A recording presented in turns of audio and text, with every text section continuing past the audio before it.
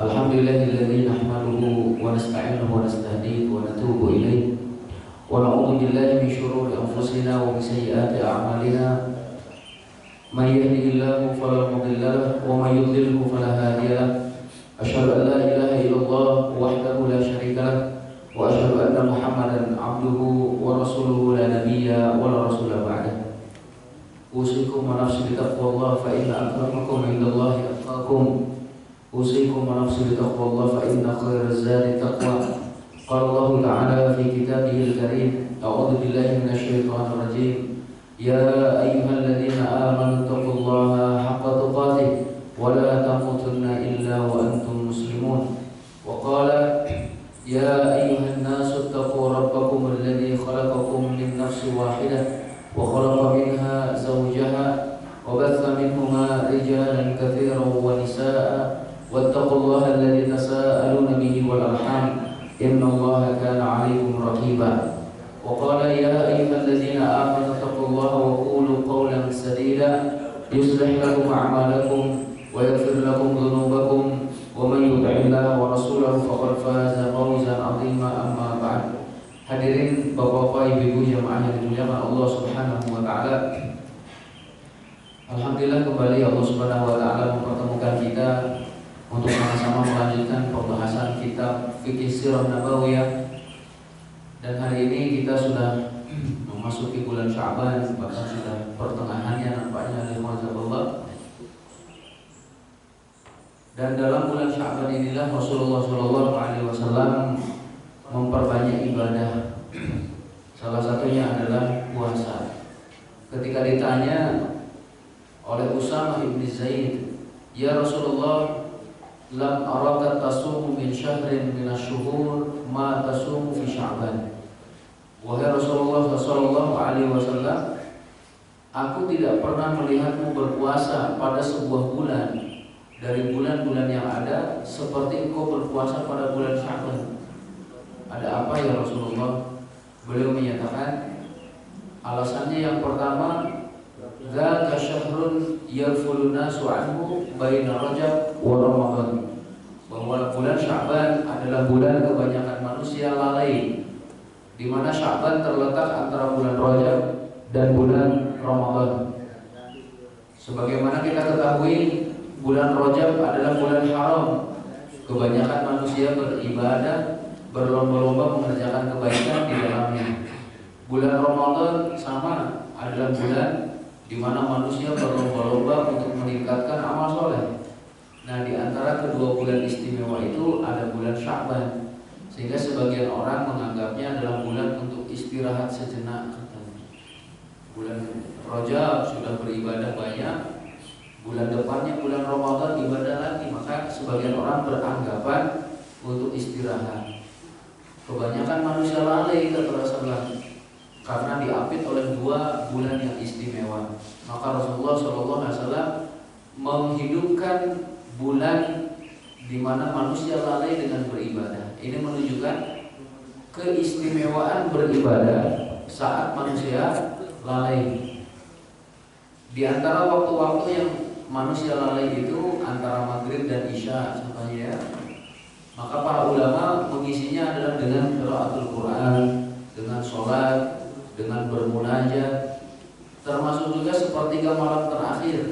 Kebanyakan manusia lalai, masih dibuai oleh mimpi gitu ya, masih dimanjakan oleh kasurnya. Para ulama pun mengisinya dengan qiyamul lail, bermunajat, berdoa, beristighfar ya. Ada macam-macam. Termasuk Bapak sekalian, tempat yang sangat melalaikan manusia adalah pasar. Maka orang yang banyak berzikir di pasar memiliki keistimewaan. Nah, karena mengisi waktu di kelalaian manusia. Begitu juga Rasulullah SAW mengajarkan kepada kita doa masuk pasar, dan siapa yang membacanya itu mendapatkan keistimewaan tertentu oleh Allah.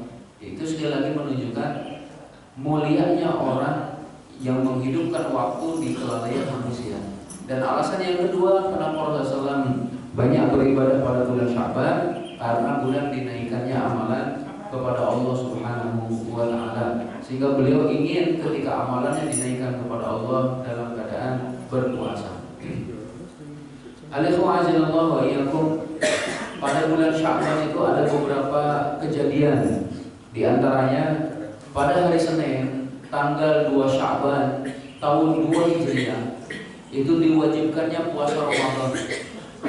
Jadi 1 bulan ke depan kalian akan masuk bulan Ramadan. Nah, mulai tahun ini diwajibkan puasa. Itu tahun 2 Hijriah.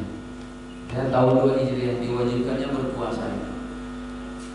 Kemudian pada bulan Sya'ban tahun 3 Hijriah, Rasulullah SAW menikah dengan istrinya Hafsah di tanggal tahun 3 Hijriah, bulan Sya'ban.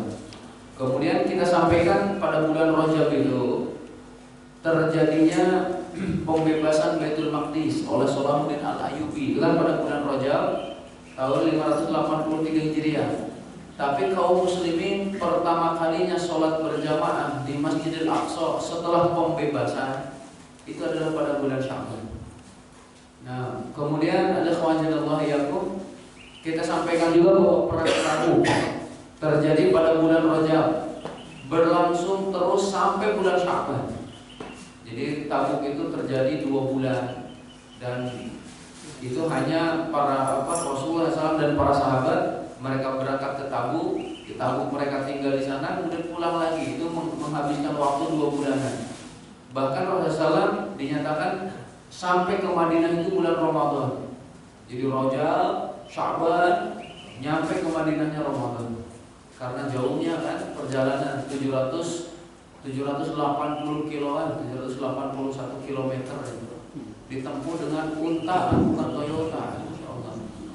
Makanya Allah memerlukan waktu yang begitu panjang. Coba bayangkan kalau saat ini kita disuruh untuk mengadakan perjalanan seperti itu, di mana waktu itu adalah krisis moneter gitu ya, sedang paceklik.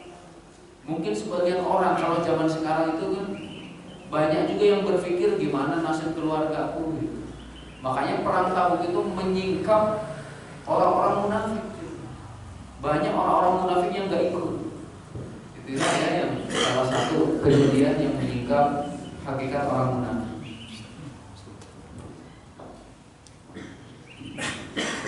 Nah, itu sedikit berkenaan dengan bulan Sya'ban Bapak sekalian, dan insyaallah pertemuan selanjutnya berarti kita sudah masuk bulan Ramadan insyaallah ya. Semoga Allah Subhanahu wa taala memberkahi kita di setiap bulan yang ada, menyampaikan kita kepada bulan Ramadan. Sebagaimana para ulama ya, Al-Mu'alla Ibn Fadl, seorang ulama tabi'in, beliau menyatakan kanu yad'una Allah sittata ashhur ayyuballighahum Ramadan.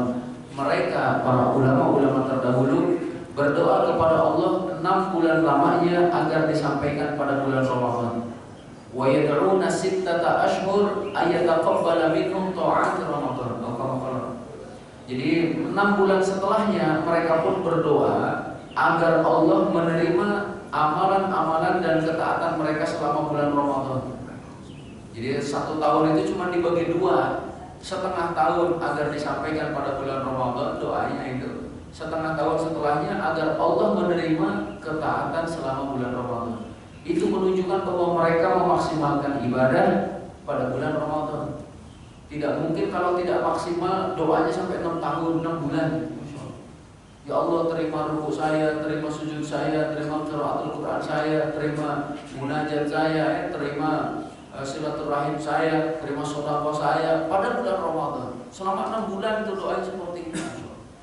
Makanya sangat merugi Bapak sekalian jika kita tidak memaksimalkan bulan Ramadan yang ada. Jadikan Ramadan tahun kali ini seakan-akan Ramadan yang terakhir, dan jadikan Ramadan kali ini adalah lebih bermakna ya daripada Ramadan sebelumnya. Dan kita akan melanjutkan fikih sirah nabawiyah, hijrah ke Habasyah. Nah, hijrah ke Habasyah udah selesai. Itu namanya hijrah ke Habasyah yang pertama namanya ya, yang sudah kita sampaikan. Ya. Alhamdulillah yakum. Jadi mungkin saya sedikit mengulang alhamdulillah bahwa ketika para sahabat mendapatkan gangguan kemudian juga sampai siksaan, maka mereka pun diperintahkan oleh Rasulullah SAW untuk berhijrah ke Habasyah. Di negeri Habasyah itulah ada seorang raja yang tidak mendolimi satu orang pun rakyatnya, walaupun dia Nasrani pada waktu itu, tapi Nasraninya beliau masih berpegang kepada Injil yang masih murni. Ini Raja Najasyi itu, sehingga beliau melakukan ataupun memperlakukan rakyatnya secara adil. Masya Allah, tidak ada satupun yang dizalimi kata Rasulullah.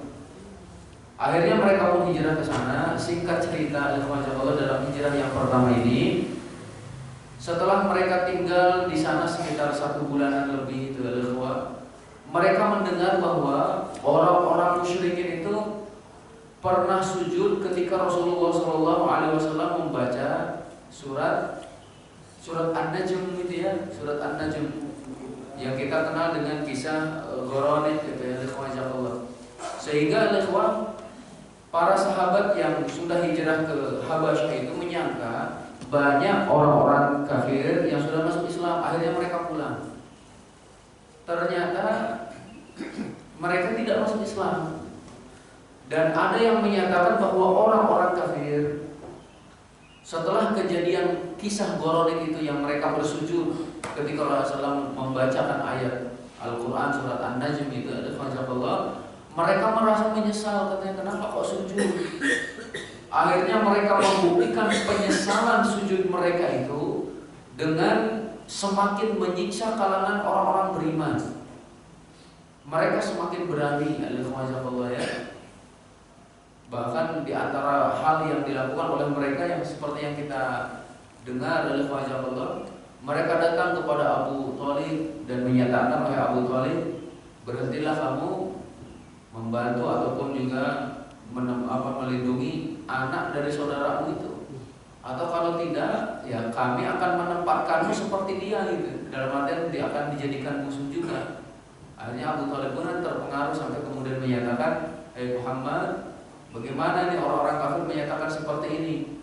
Tapi ternyata Rasulullah menyatakan, seandainya mereka meletakkan matahari di tangan kananku, bulan di tangan kiriku, ya, agar aku berhenti untuk menyampaikan apa yang diperintahkan kepadaku, aku tidak akan melakukannya. Nah, dan selanjutnya sampai kemudian ada orang-orang kafir pun semakin berani untuk menyiksa Rasulullah SAW. Nah, setelah mereka pulang lagi ke Mekah, ini orang yang beriman ini disiksa juga, maka Rasulullah SAW pun menyarankan kepada para sahabat agar mereka hijrah kembali yang kedua ke Habasyah. Dan akhirnya terjadilah hijrah yang kedua ke Habasyah ini, yang jumlah pesertanya itu 83 laki-laki dan 18 perempuan. Sebagaimana yang kita sampaikan dulu bahwa mereka melalui lautan, kan ya, kepada hijrah yang pertama itu dari Mekah ke ke pantainya itu sekitar 90 kilometeran. Lumayan ya, 90 km dari sini ke mana itu, Pak? Ke Puncak atau ke Bandung kan ya? Bandung yang sebelah sini gitu mungkin ya. Nah, balik Allah itulah mereka berjalan terus sampai kemudian bisa melaluinya gitu, ataupun bisa sampai ke Habasyah, itu ada Allah. Dan kemudian bertemu lagi dengan Raja Najasyi.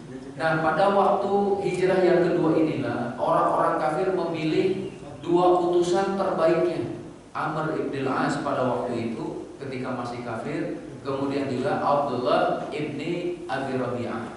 Ini adalah orang terbaik. Maksud orang terbaik itu mereka adalah pintar berbicara, pintar berdiplomasi. Kalau berbicara membuat lawan bicaranya itu puas. Sehingga dikirim orang ini agar Raja Najasyi terpengaruh dan mengembalikan kaum muslimin ke Mekah. Nah, mereka pun, yaitu orang-orang kafir, mengirim hadiah yang begitu besar dan sangat tinggi nilainya untuk diberikan kepada Raja Najasyi. Ini kalau bahasa sekarang ini ya, suap dan sogokan itu. Disogok itu biar ya apa namanya biar bareng dengan orang-orang kafir ini, biar condong pada orang-orang kafir. Nah, setelah mereka sampai dan kemudian bermaksud untuk menemui Raja Najasyi al-Khwajaballah yang sebelumnya hadiah itu sudah diberikan melalui pejabatnya itu, melalui tangan kanannya itu disampaikan oleh Khwajaballah. Maka kemudian mereka meminta agar berdialog. Nah, oleh Khwajaballah, Amr ibn al-As dan Abdullah ibn Rabi'ah ibn Abi Rabi'ah ingin berbicara dengan Raja Najasyi, tapi Raja Najasyi pun tidak menghendaki hanya mendengar dari satu pihak gitu ya, mendengar perkataan hanya dari satu pihak. Raja Najasyi menyatakan, datangkan kepada saya kaum muslimin itu. Saya tidak mau hanya mendengar dari satu golongan saja, harus dua-duanya saya dengar, kata beliau. Nah, kemudian kaum muslimin ini pun dihadirkan. Dan pada waktu itu kaum muslimin dipimpin oleh Ja'far ibn Abi Thalib. Ja'far ibn Abi Thalib. Alhamdulillah. Raja Najasyi dibilang ya oleh Amr ibn al-As, Amr ibn al-As menyatakan oleh Najasyi, sesungguhnya mereka ini adalah orang-orang bodoh, dan selanjutnya ya, sampai kemudian mereka adalah orang-orang yang lari dengan membawa agamanya. Mereka tidak mau mengikuti agama orang-orang yang ada di Mekah, yaitu menyembah berhala, dan mereka pun tidak pernah mau untuk masuk kepada agamamu, wahai Najasyi. Biarkanlah mereka pulang. Tapi kemudian Raja Najasyi bertanya pada mereka, agama apa yang kalian anut ini? Agama baru apa yang kalian anut? Sehingga kalian ini terpecah menjadi dua. Maksudnya tadi ada yang tetap menyembah berhala, dan juga kenapa kalian tidak mau masuk agama saya, kata Raja Najasyi. Maka kemudian Ja'far ibn Abi Thalib menyampaikan alasannya. Wahai paduka raja, sesungguhnya kami dulunya adalah orang-orang yang hidup pada masa jahiliyah ataupun dalam kejahiliahan.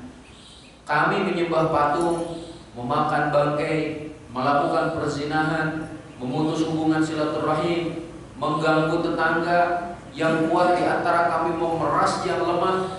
Kondisi ini terjadi hingga Allah Subhanahu wa taala mengutus kepada kami seorang rasul yang kami kenal nasabnya, di mana rasul tersebut juga terkenal dengan kejujurannya, amanah dan kesuciannya. Rasul itu mengajak kepada kami untuk menyembah Allah, tidak menyekutukannya, meninggalkan apa yang telah nenek moyang kami lakukan seperti menyembah berhala, batu. Terus disampaikan oleh Ja'far ibn Abi Thalib itu ya, bahwa Rasul menyuruh untuk menyambung silaturahim, memuliakan tetangga, berkata jujur, dan selanjutnya li wajah Allah.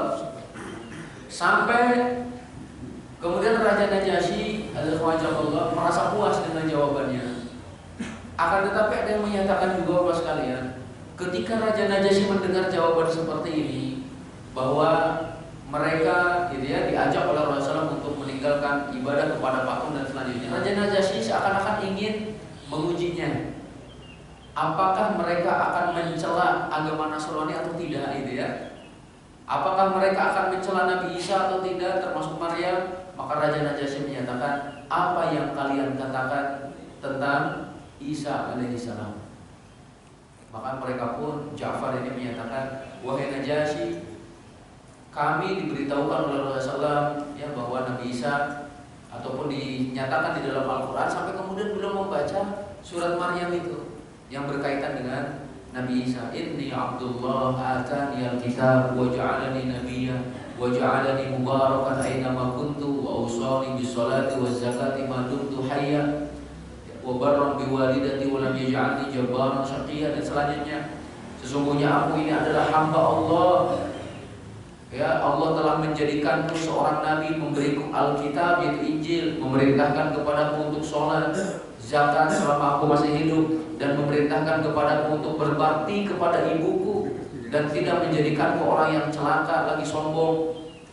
Maka Raja Najasyi merasa puas juga bahwa benar kata Raja Najasyi itu, Nabi Isa itu seorang hamba Allah, bukan Tuhan, kata Raja Najasyi. Jadi perkataan kalian ini benar dengan apa yang ada dalam Injil. Kemudian Raja Najasyi bertanya juga tentang kelahiran Nabi Isa ataupun tentang Maryam ini ya, Masya Allah. Sampai tadi dinyatakan bahwa Ja'far ibn Abi Thalib pun membacakan surat Maryam dari awal, Kaf ya Ain Shad gitu ya. Sampai Raja Najasyi berlinang air matanya, membasahi jenggotnya. Jenggot itu pada basah.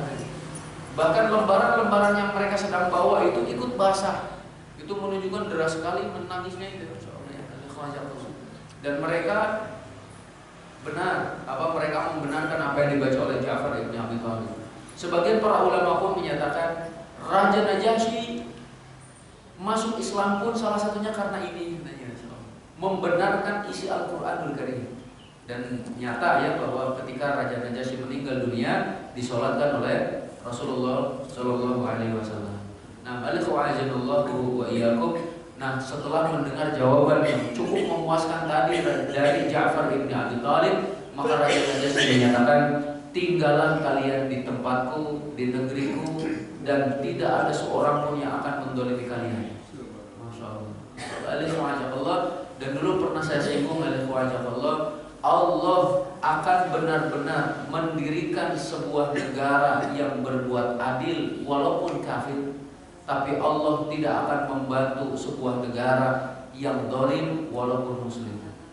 Itu harus kita garis bawahi ya, bahwa keadilan harus ada di suatu negara jika memang mereka ingin dibantu oleh Allah Subhanahu wa taala.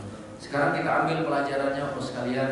Yang pertama, ketika para sahabat tidak mendapat kesempatan dan keleluasaannya untuk beribadah kepada Allah Subhanahu wa taala dengan baik dan tenang di Mekah karena gangguan yang dilancarkan oleh orang-orang kafir termasuk dari tokoh-tokoh mereka, sehingga hal ini yang menjadikan mereka rela untuk meninggalkan sanak keluarga mereka, tanah air mereka, insyaallah karena untuk menjaga akidah.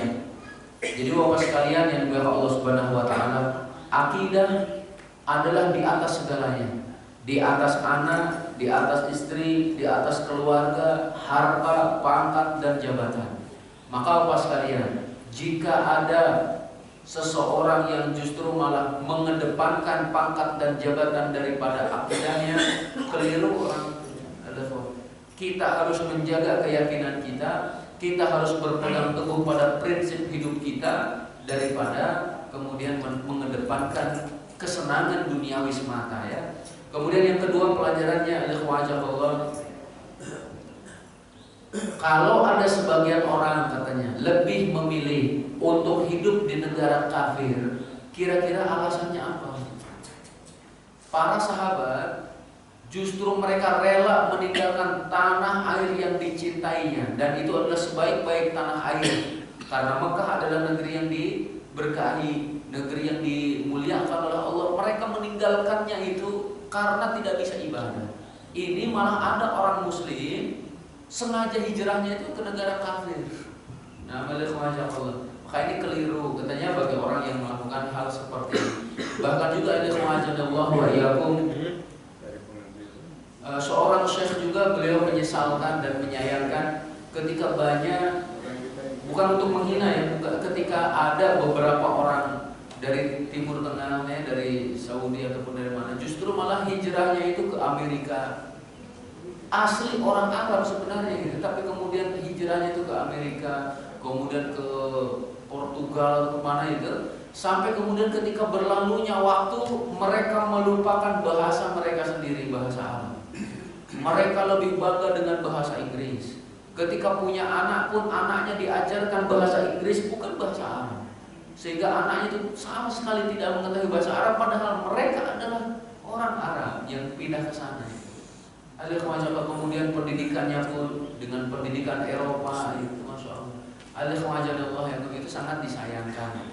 Dan kemudian Bapak sekalian, pelajaran yang selanjutnya, para sahabat Nabi yang hijrah ke Habasyah itu telah memberikan pelajaran yang berharga kepada kita bahwa seorang muslim tidak mungkin bisa beradaptasi dengan lingkungan masyarakat non-muslim atau yang bertolak belakang dengan agama Islam. Maksudnya jika memang tidak ada keleluasaan, ya tidak ada kesempatan untuk melaksanakan ibadah kita, termasuk nanti yang harus kita waspadai Allah, bahwa berinteraksi dengan orang-orang kafir dalam waktu yang panjang lambat laun akan memberikan pengaruh kepada kita. Lambat laun. Contoh Allah, saya ingin menyampaikan contohnya dari kitab Fathul Majid contohnya. Ketika Rasulullah SAW selesai dari sebuah peperangan, kemudian dengan para sahabat berjalan, mereka melihat ketika berjalan itu, melihat ada orang-orang kafir yang berkumpul di dekat sebuah pohon yang dinamakan dengan Zatu Anwat. Zatu Anwat itu tempat atau pohon untuk meletakkan senjata-senjata mereka habis perang itu, dengan anggapan biar lebih lebih tajam, ya, biar lebih ampuh ketika menghadapi musuh, digantungkan di pohon itu. Para sahabat mereka menyatakan kepada Rasulullah SAW, ya Rasulullah, ij'al lana zata anwar kama lahum zatu anwar. Ya Rasulullah, buatkan bagi kami sebuah pohon zatu anwar itu untuk menggantungkan senjata kami, sebagaimana mereka memiliki zatu anwar. Apa jawaban Rasulullah? Subhanallah, Maha suci Allah ini ya. Sesungguhnya kalian ini mirip dengan umatnya Nabi Musa. Nabi Musa ketika menyeberang, ketika melewati orang-orang yang menyembah berhala itu, Allah, kaumnya Nabi Musa menyatakan, wahai Musa, ij'al lana ilahan kama lahum alihah. Buatkan bagi kami Tuhan sebagaimana mereka membuat Tuhan mempunyai berhala itu. Jadi kenapa sebagian para sahabat meminta dibuatkan pohon yang dianggap memiliki berkah? Ternyata karena pengaruh pergaulan nomor sekalian. Sehingga juga nanti pelajarannya kalau dalam kitab Fathul Majid itu, orang yang baru hijrah, kalau bahasa kita, kalau dulu kan orang yang baru masuk Islam, baru meninggalkan perkara-perkara kemusyrikan nomor sekalian, bisa jadi belum bersih dari pengaruh itu. Makanya Bapak sekalian, kalau ada di antara kita yang baru hijrah, baru meninggalkan perkara-perkara buruk, ya Masya Allah, ingat bahwasanya bekas-bekas itu masih ada dan bisa jadi tumbuh kembali jika memang pergaulannya masih tidak bisa dijaga itu. Kita meninggalkan perkara-perkara buruk, entah itu dari nyekek botol itu ya, ataupun banting kartu, atau juga yang lainnya, Allah, tapi gaulnya masih dengan mereka, saya yakin akan terpengaruh dan akan kembali lagi. Makanya bagi yang pertama kali hijrah, bagi yang pertama kali taubat, ataupun yang baru-baru hijrah itu, carilah komunitas yang baik, carilah teman yang soleh agar menguatkan proses hijrahnya itu. Ya, barakallahu fikum. Selanjutnya, wa iyyakum, peristiwa pengejaran yang dilakukan oleh orang kafir Quraisy kepada para sahabat hingga ke negeri Habasyah, dan juga upaya agar mereka mengembalikan kaum muslimin ke Mekah, ini merupakan dalil nyata apa sekalian, bahwa permusuhan orang kafir bukan kepada pribadinya. Kalau permusuhan itu hanya untuk pribadi, justru mereka akan senang kaum muslimin meninggalkan Mekah. Tapi kenapa sampai dikejar semua? Kalau bermusuhan, sekali lagi, karena pribadinya ketika dia pergi jauh senang, alhamdulillah itu ya. Tapi bukan karena pribadinya, tapi karena agama apa sekalian. Maka di sini pun pelajarannya, Allah, selama kita beriman kepada Allah dan dimanapun kita berada, pasti musuh Islam itu tidak akan berhenti dan tidak akan tenang dengan keberadaan kita. Masya Allah, wa iyyakum. Maka disinilah seorang muslim harus sadar bahwa dirinya tidak lepas dari musuh, ya, tidak lepas dari musuh. Wa iyyakum. Ini keinginan orang-orang kafir pun adalah agar mengeluarkan kita dari Islam. Yang sering kita dengar ayat-ayat Al-Quran itu Allah menyatakan, walan tarda ankal yahudu walan nasara hatta tattabi'a millatahum. Yahudi dan Nasrani itu gak akan pernah ridho, gak akan pernah diam, gak akan pernah tenang sampai kalian meninggalkan agama kalian. Mungkin saya kasih contoh juga. Ada seorang muslim yang lumpuh, seorang mujahid tapi lumpuh. Beliau Syekh Ahmad Yasin. Ahmad Yasin itu kan beliau lumpuh. Beliau selalu di kursi roda. Akan tetapi negara-negara barat, musuh-musuh Islam nggak bisa tidur karena beliau juga. Padahal nggak bisa jalan, nggak bisa tidur atau musuh-musuh Islam itu. Akhirnya untuk membunuh satu orang Ahmad Yasin, mereka itu melemparkan bom yang begitu besar yang bisa menghancurkan satu kampung barangkali. Padahal yang ingin dibunuh satu orang. Ketika beliau pulang dari sholat subuh itu, dibom dari atas itu. Itu menunjukkan sekali lagi bahwa kita ditakuti oleh musuh-musuh itu sebenarnya. Nah, selanjutnya Utsman ibn Hasan mengatakan generasi salaf dahulu ketika ditanya tentang masalah suatu akidah, ia menjawab dengan argumen dari Alkitab dan As-Sunnah. Para sahabat, para tabi'in, dan orang-orang yang mengikutinya dengan kebaikan itu jika ditanya masalah agama, jawabannya adalah dari Al-Quran dan Sunnah. Termasuk juga mungkin saya kasih contoh yang lainnya. Ketika para sahabat di dalam kitab Fathul Majid juga, mereka ingin tahu masalah menggunakan rajah itu boleh enggak gitu, ataupun jimat itu boleh enggak. Ternyata para sahabat itu menyatakan bahwasannya Rasulullah Shallallahu Alaihi Wasallam menyatakan inna ruqa wa tamaim syirk. Sesungguhnya ruqyah dan tamimah itu termasuk perkara syirik. Termasuk perkara syirik jika tamimah ataupun jimat itu diyakini mendatangkan manfaat dan madarat.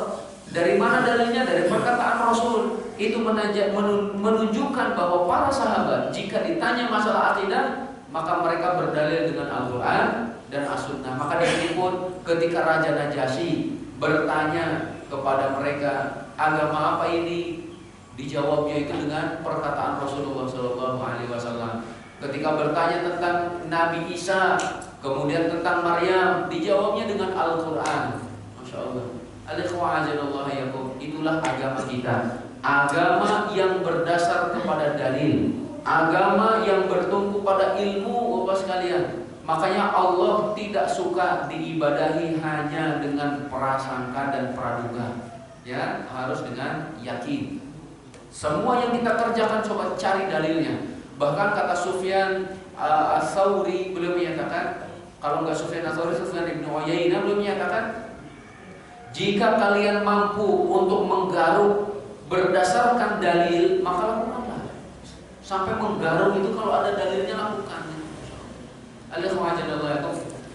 Ataupun pelajaran yang selanjutnya, dalam peristiwa hijrah ke Habasyah, kita dapat memetik sebuah pelajaran bahwa dibolehkan meminta suaka ataupun perlindungan kepada non-muslim dengan syarat mereka dapat dipercaya. Mungkin pernah saya sampaikan juga bahwa peperangan akhir zaman pun antara kaum muslimin, ya, antara kaum muslimin itu, dan ternyata kaum muslimin pada waktu itu sebelum peperangan itu dibantu oleh Romawi sebelumnya. Nah, sampai kemudian ternyata orang Romawi itu berkhianat, akhirnya kaum muslimin memerangi bangsa Romawi. Itulah perang dunia sebelum hari kiamat. Jadi awalnya dibantu oleh orang-orang Romawi itu, tapi kemudian mereka berkhianat, akhirnya diperangilah mereka. Selanjutnya, kalimat yang disampaikan oleh Ja'far ibn Abi Thalib memberikan pelajaran kepada kita saat beliau mendefinisikan masalah jahiliyah, bahwa jahiliyah itu adalah satu kaum yang menyembah selain Allah Subhanahu wa Ta'ala, memakan bangkai, melakukan perzinahan, memutuskan hubungan silaturahim, mengganggu tetangga yang kuat, menindas yang lemah. Bapak sekalian, kalau kita renungi perkataan ini, kira-kira zaman ini ada nggak orang yang melakukan hal itu? Ada, berarti orang itu masih jahiliyah. Nah, jadi siapa yang menyembah berhala, siapa yang masih mengganggu tetangga, memakan bangkai dimakan. Walaupun hewan itu dihalalkan, tapi dibunuhnya dengan dipukul, dibunuhnya dengan dilempar, dibunuhnya dengan disengat listrik, itu kan bangkai orang sekalian. Jadi siapapun yang memakan bangkai, kemudian melakukan perzinahan di Jakarta itu, wallah bisa menurut penelitian itu, ternyata banyak sekali yang mengidap penyakit HIV itu di Jakarta katanya. Kemudian kalau di Jawa itu Jawa Timur, namanya Jawa Timur itu. Kemudian Jawa Barat dan Jawa Tengah. Jawa Tengah masih terakhir. Karena menurut penelitian itu prosentasenya seperti itu katanya, yang paling banyak itu baru kemudian. Wallah alam, intinya ya semuanya lah. Ya kalau mau timur, tengah ya barat lah gitu. Iya, kita nyebrang aja deh. Iya. Ada semacam. Jadi perzinahan merajalela, naudzubillah min dzalik, dijadikan sebagai apa? Sebagai profesi namanya, naudzubillah min dzalik. Kemudian juga memutuskan hubungan silaturahim hanya karena perbedaan pilihan.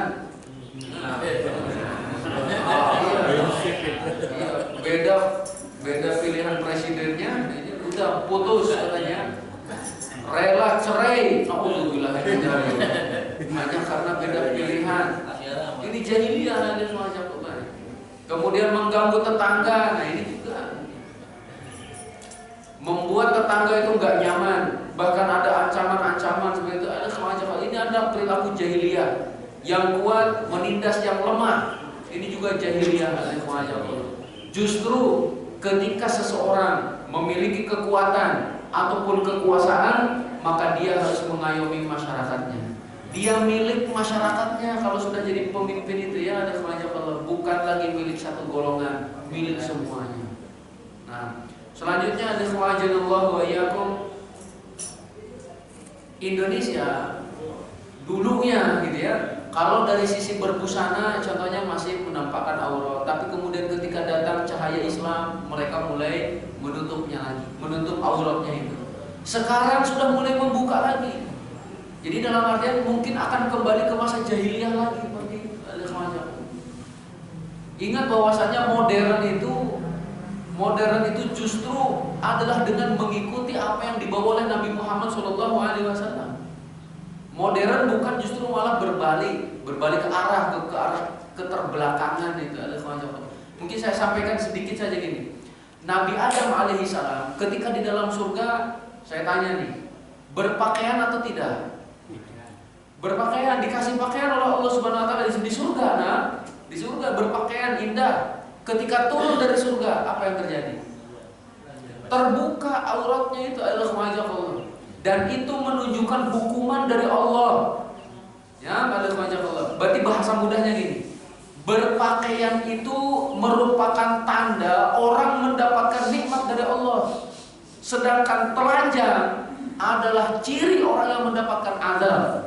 Sekarang banyak mana orang yang telanjang atau yang berpakaian? Ada semacam Allah.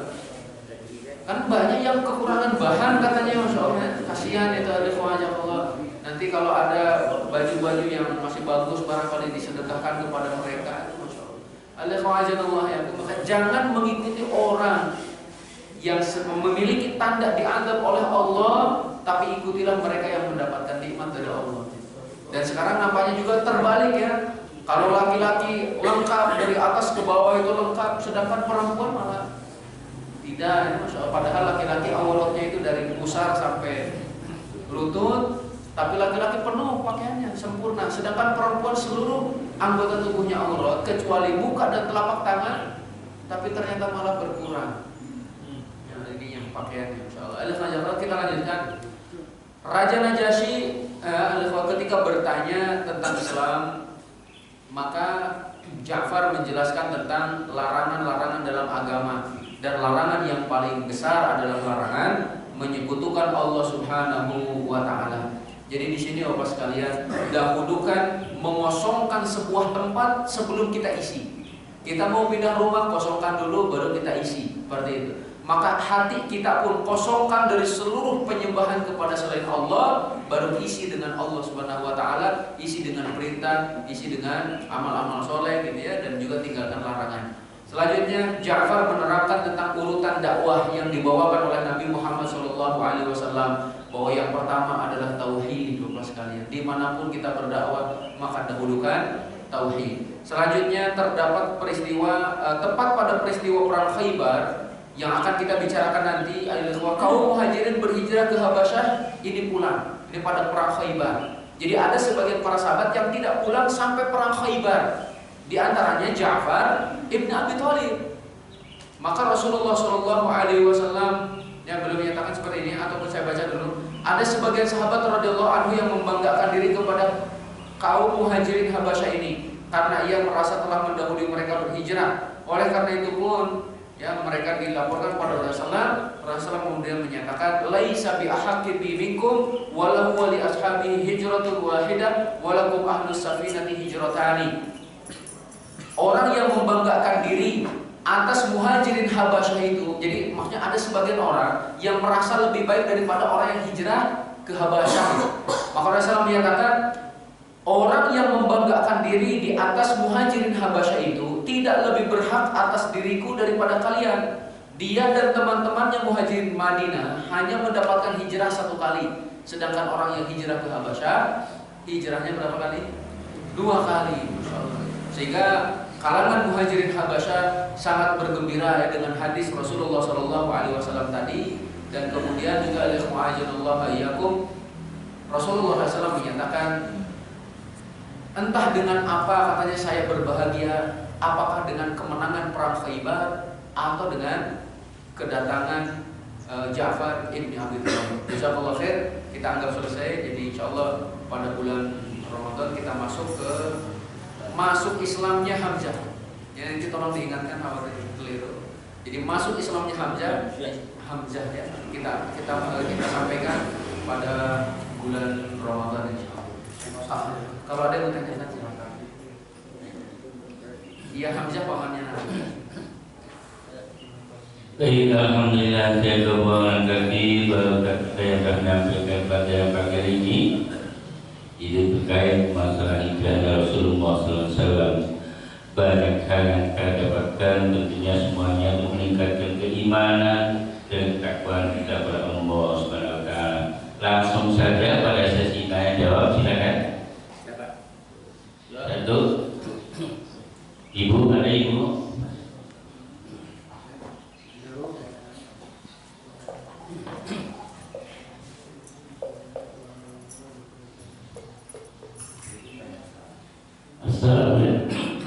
Assalamualaikum warahmatullahi wabarakatuh. Bapak Ustaz yang kami hormati, terima kasih atas waktunya. Tadi disebut tentang pasar, kalau tidak salah ya. Banyak orang mengatakan, terutama para ustaz, para ulama mengatakan bahwa pasar itu tempat yang kurang baik. Bahkan ada yang mengatakan bahwa di pasar itulah tempat maksiat. Kalau saya mengatakan bahwa pasar itu adalah tempat orang yang banyak berjasa, memberikan kemudahan dalam kebutuhan kehidupan sehari-hari, seperti misalnya sayuran, makanan, pakaian dan sebagainya. Dan yang ingin saya tanyakan, pasar yang bagaimanakah yang mendapatkan pendidikan kurang baik itu, dan pasar yang mana yang kira-kira memberikan pendidikan yang baik? Karena kalau sekarang ada pasar tradisional yang mungkin keadaannya lebih jelek, ada pasar yang lebih modern, di mana segala sesuatu fasilitas akan dirasakan lebih baik. Bahkan ada mall di mana orang bisa mendapatkan barang dengan harga yang sudah pas, artinya tidak perlu harus nawar-nawar, dan kemudian dengan banyak sekali kemudahan, termasuk juga fasilitas untuk ibadah dan sebagainya. Dan pertanyaan saya, pasar yang bagaimanakah yang mendapatkan predikat yang baik dan pasar yang bagaimana yang mendapatkan predikat yang kurang baik seperti yang kita dengar dari para ulama. Terima kasih. Assalamualaikum warahmatullahi wabarakatuh. Masih ada lagi? Ibu? Silakan. Pasar Rasulullah Shallallahu Alaihi Wasallam menyatakan ahabbul bilad ilallahi masajiduha. Sebaik-baik tempat yang dicintai oleh Allah di atas muka bumi adalah masjid. Wa abghaduha aswaquha, dan yang paling dibenci oleh Allah adalah pasarnya. Nah, Bapak sekalian, kita lebih nyaman di mana? Di masjid apa di pasar? Kalau di masjid alhamdulillah, tapi kalau di pasar berarti di tempat yang dibenci oleh Allah. Kenapa dibenci? Memang kita harus melihat mungkin dari dua hal. Yang pertama, di satu sisi pasar menyediakan kebutuhan kita, akan tetapi pasar adalah tempat berkecamuknya godaan iblis gitu, sehingga dengan mudah orang-orang itu berbuat curang. Itu di sana itu letak kenapa dibenci itu karena banyak kecurangan. Nah, sampai Allah Subhanahu wa taala menyebutkan di dalam Al-Qur'an ada dua surat yang diawali dengan wail. Yang pertama wailul lil mutaffifin, dan yang kedua wailul likulli humazatil lumazah. Yang pertama celaka bagi orang yang mengurangi timbangan. Yang kedua celaka bagi orang yang mengumpat. Jadi yang pertama Bapak sekalian, melakukan kejahatan harta. Yang kedua melakukan kejahatan terhadap kehormatan seseorang. Maka Allah menyebutkan dalam dua surat ini, menunjukkan bahwa dua hal ini adalah paling istimewa yang harus dijaga. Islam datang untuk menjaga 5 hal. Yang pertama menjaga agama. Islam datang untuk menjaga agama itu. Makanya nanti diperintahkan untuk berjihad. Contohnya ketika ada yang memeranginya, menjaga Islam dari serangan musuh-musuhnya. Kemudian yang kedua menjaga akal, ataupun menjaga nasab dulu deh, menjaga nasab. Maka Allah mengharamkan perzinahan karena nasabnya harus jelas. Kemudian yang ketiga menjaga akal. Nah, makanya akal itu menjaga akal. Jangan sampai kalian mabuk, karena mabuk itu menghilangkan akal. Dan sekarang orang banyak yang lebih mabuk karena duit daripada karena khamr.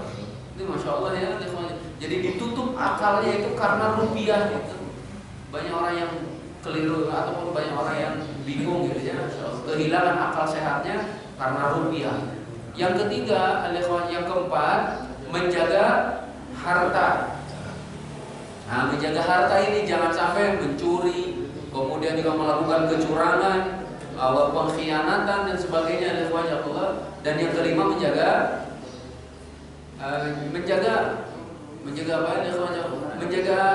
tadi kan nasab ya, menjaga keturunan, termasuk menjaga kehormatan sekalian. Menjaga kehormatan. Barakallahu fikum alaikum iyyakum. Nah, kenapa pasar adalah tempat yang paling dibenci? Karena tadi di sana adalah tempat berkumpulnya setan juga. Rasulullah SAW menyatakan, janganlah kalian menjadi orang yang pertama kali masuk pasar dan yang terakhir kali keluar darinya. Karena dikhawatirkan nanti jadi santapan setan, dalam artian memang nanti akan godaannya itu akan lebih mendalam gitu. Maksudnya ya, akan lebih mengena pada orang yang seperti itu. Dilanjutkan juga oleh Rasulullah SAW apakah tidak pernah ke pasar? Pernah. Rasulullah SAW masuk ke pasar, kemudian melihat ada seorang yang sedang berjualan semacam buah-buahan, dan buah di sana itu bukan durian gitu ya. Contohnya adalah kurma gitu. Rasulullah melihat di atasnya bagus. Kemudian beliau membalikkan itu. Biasanya kalau kita mau milih-milih mungkin dilihat gitu. Ternyata kok ada basah. Rasulullah bertanya, ini apa ini yang basah ini? Nah, sampai Rasulullah kemudian marah, man gosyana falaisa minna. Siapa yang berlaku curang bukan dari golongan kami. Berarti curang dalam jual beli itu dosa besar sampai tidak dianggap umat oleh Rasulullah. Di hari kiamat mau datang kepada Nabi Isa, "Hai Nabi Isa, jadikan aku umatmu." Kata Nabi Isa, "Kamu bukan umatku," gitu ya, jauh. Kemudian datang kepada Nabi Musa, "Wahai Nabi Musa, akulah ya, akuilah bahwa saya adalah umatmu." Kata Nabi Musa, "Boro-boro jadi umat, ketemu aja enggak." Soalnya bukan, kata Nabi Musa. Datang kepada Nabi Ibrahim, "Akuilah saya sebagai umatmu." Jauh banget katanya usianya, ini adalah Allah masanya, bukan umatku. Sekarang datang kepada Nabi Muhammad SAW, "Wahai Rasulullah, saya ini adalah umatmu." Kata Nabi Muhammad SAW, "Kamu curang waktu di pasar, bukan umatku." Gimana coba? Makanya hati-hati ya dalam masalah pasar ini. Memang sekali lagi memberikan manfaat dan nanti bisa memberikan sumbangan ekonomi. Akan tetapi dalam kesempatan itu banyak orang yang menjadikan sebagai sarana untuk berbuat khianat. Na'udzubillah min dzalik. Bapak sekalian yang Allah Subhanahu wa taala, sedangkan orang yang paling baik adalah orang yang jujur dalam jual belinya. Islam masuk ke Indonesia pun adalah melalui pedagang, melalui pedagang yang menampakkan akhlaknya. Masya Allah. Makanya Bapak sekalian, ada dua hal yang perlu diperhatikan. Kita mau menjadi orang yang mulia dengan bersifat jujur, atau menjadi orang yang dimurkai karena khianat. Bapak sekalian, itu barangkali yang menjadikan pasar sebagai tempat yang dibenci seperti itu.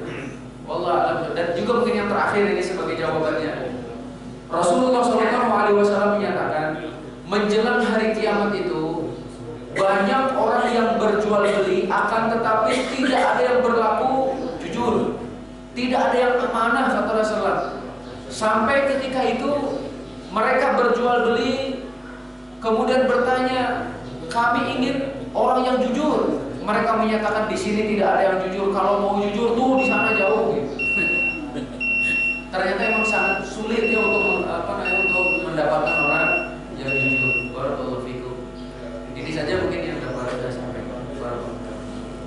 Baik, Ustaz, mungkin sedikit saya menurut Pak Ustaz bagaimana mengenai ada yang namanya pasar, kalau orang bilang pasar kaget gitu ya. Jadi diadakan itu setiap minggu sekali dan diadakan justru di halaman masjid. Itu kira-kira gimana Ustaz?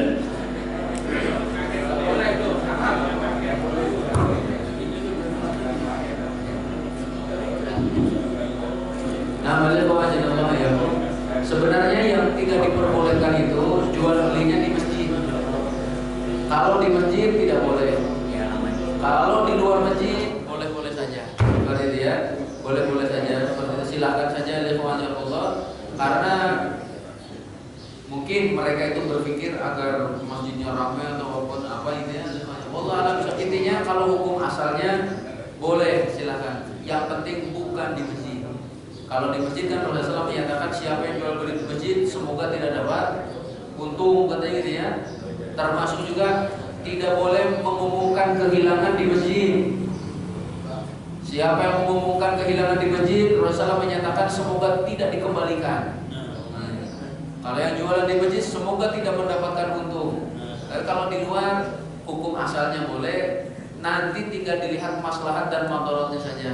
Ya, melalui masyarakat di sekitar setuju atau tidak. Kalau ternyata justru malah mengganggu orang-orang di sekitar, maka Islam yang menjaga keamanan itu lebih diutamakan daripada sekedar mendapatkan rupiah. Dulu Bapak sekalian di tempat dekat saya itu di Puri Gading ada seperti itu tiap hari Ahad. Tapi ternyata Bapak sekalian ada madarat yang didapatkannya itu, waktu itu ada yang sakit. Dia harus dibawa ke puskesmas ataupun ke rumah sakit, tapi karena banyak orang sehingga mobil itu nggak bisa keluar. Akhirnya meninggal itu orang itu ya. Dari kejadian itu akhirnya tidak diperbolehkan lagi. Jadi kalau menjaga ataupun menghalangi jalan umum ya, orang lalu lalang seperti itu, dikhawatirkan seperti tadi ada yang mau ke rumah sakit, ada yang apa, kemudian terhalangi, nah, itu disiasati saja. Hukum asalnya boleh, tapi kalau sampai mengganggu, itulah nanti hukumnya bisa berubah. Baik, alhamdulillah kita ucapkan terima kasih sekali lagi untuk Ustaz kita. Semoga Allah menambah berkah untuk beliau dan untuk kita semua. Dan untuk besok pagi, insya Allah kalau Ustaz Imam Sujoko, mudah-mudahan kita semua diberikan kesehatan, dapat mengikuti acara tersebut. Dan pada taklim kita pada pagi hari ini sama-sama kita tutup dengan hamdalah dan doa kafaratul majlis. Alhamdulillah rabbil alamin.